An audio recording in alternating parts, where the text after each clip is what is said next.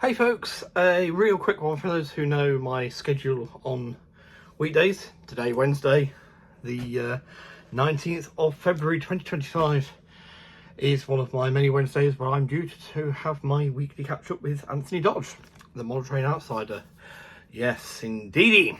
So, friends, I'm going to start calling you all friends now because I like you all. I think you are my friends. I hope you're my friends. Are you my friends? I know I like pannier tanks, but come on. So, two parcels which I am going to open.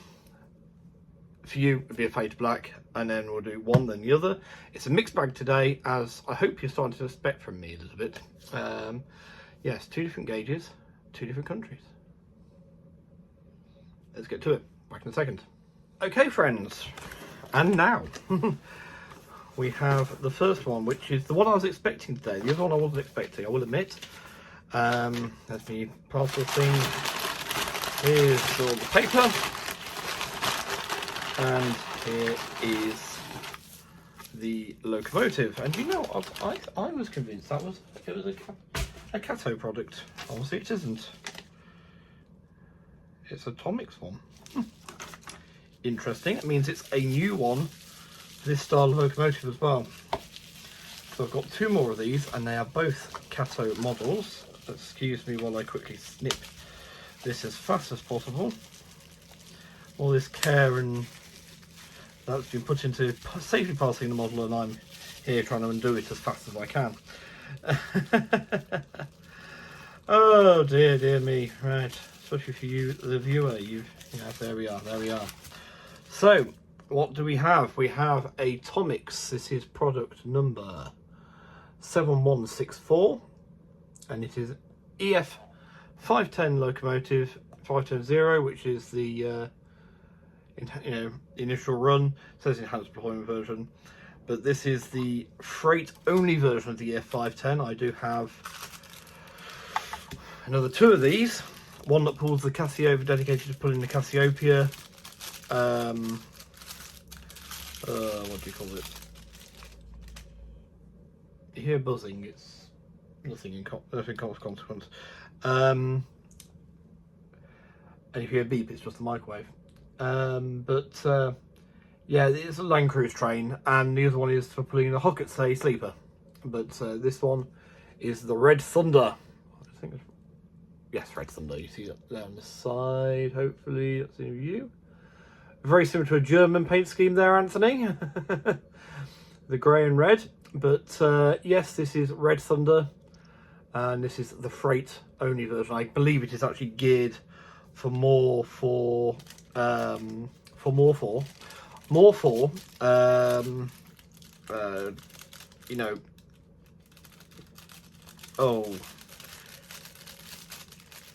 what's it called? You're all shouting at me, shouting at the screen, I'm no doubt. We'll get there. Well, before by the time I put it away, grunt, basically. It's geared for grunt. There we are, that will do. Like a 9F has lots of tiny wheels for the, for freight trains, getting them moving. Lots of traction. That could even be the word. That's geared so that the electric motor, the delivery to the wheels, and that is more, not so much high speed.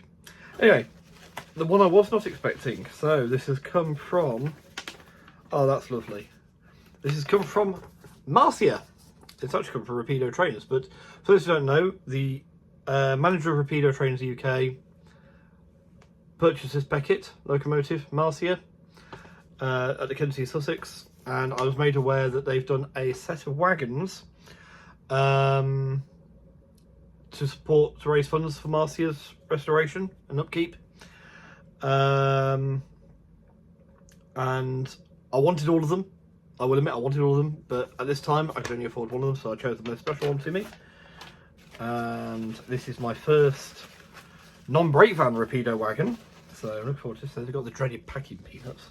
So it's taking me a little bit of time to get the box out of the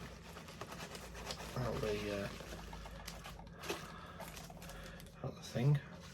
So So yes, and hopefully there might be sufficient stock, unless all you go and buy them, of course, which is great. If they do run out of stock, it's fantastic, because it means they've they've got money for the engine.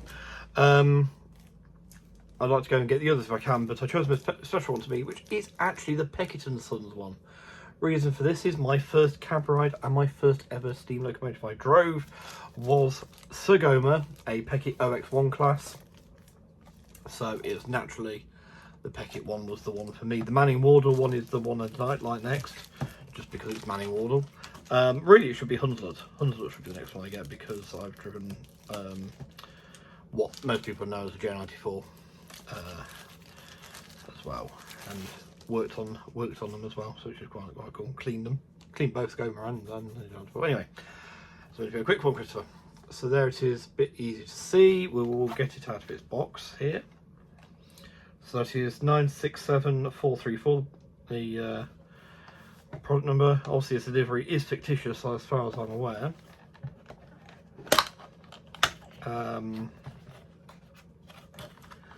Similar to the ones they're doing after locomotive designers, and it is one of the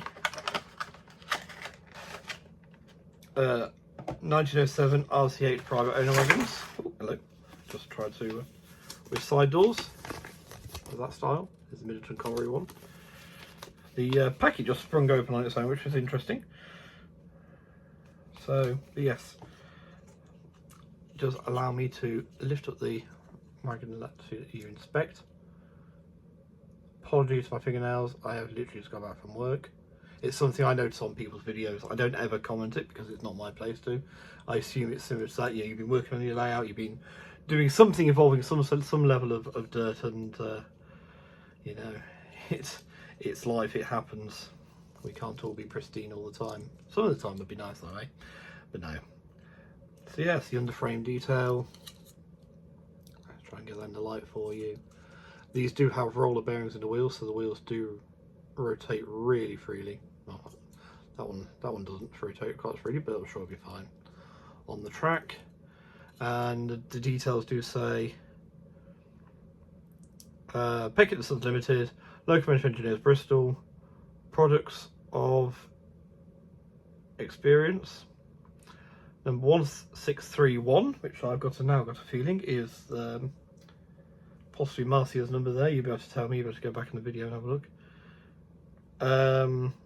Offices at Atlas Works Bristol. But yeah, that's rather nice though, isn't it? Well, that popped there. Ready to go on my Inglenook shunting puzzle. That can be one of my wagons on there now. So yes, a quick one, and I'd love to have shown you the 510 running. We'll just have to do the Meet the Fleet style video on that. That's the only thing there. Doesn't clip. It's not clicking back into place. So maybe there's nothing I did wrong. Yeah, but it's no biggie. It's no biggie. It's just something to be aware of when I'm getting it in and out of the box, isn't it? Just be ready to catch it. So yes, sorry for it to be short and sweet like that. I'll get this uploaded now, and there is a layout update due, not a layout and me update or a channel and me update in a minute. One of those is probably due too, but yes, there is a layout update. It's more about what I'm doing. It's the planning stage of a layout, isn't it? I suppose it's the planning stages. Because I have changed from the Great Western, but that was obviously my original plan anyway, was to do something non-Great Western but then include it later. So you know, basically we've reverted to that, and yes, I'll leave you all to guess what I'm doing. Now, I do have a question of you all, if I may. I was going to put it on the video I just mentioned I need to make. That's why I'm wrestling with this box.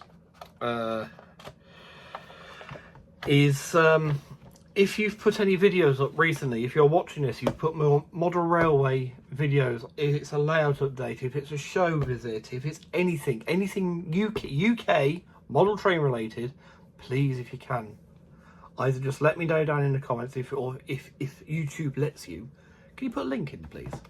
I'm trying to work my way through. I've caught up with some of Delft Junction Pete's recently. I'm just trying to get through. I'm trying to make sure I get in there, get commenting. I want to really drive to become myself more, to become more of a, you know, walking, talking member of this fantastic model railway community. Especially now I'm pretty settled in where I am. I had a bit of a wobbly on it earlier, so I've actually worked out a set of questions I'm going to work through after my chat with Anthony tonight, and just try and sort of fizzle those out. But I do have some wonderful ideas, I think. Well, of course, I think they're wonderful because I thought of them. A bit daft if you sort of went, oh, I've got these ideas. They're awful. No. So, yes. So I'll away now and go and grab my food. And poor Anthony's going to watch me eat. Sorry, man. But, yes. Right. Just so there's a complete mixed bag, I'll sign off in customary fashion as I do with my fine chum Greg, which is tally ho, stay safe and be well. I'll see you for my normal video thing. Arigato gozaimasu, sayonara for the Japanese, and always beware the enemy in the sun, and never fly straight level in the combat zone for more than 15 seconds. 2 seconds. It varies depending on who you hear it from. That one. Anyway, each pilot had their own way of doing it, and he got them all. If they're living to tell anyone about it, then obviously worked for them. Anyway, take care all. I'll go now.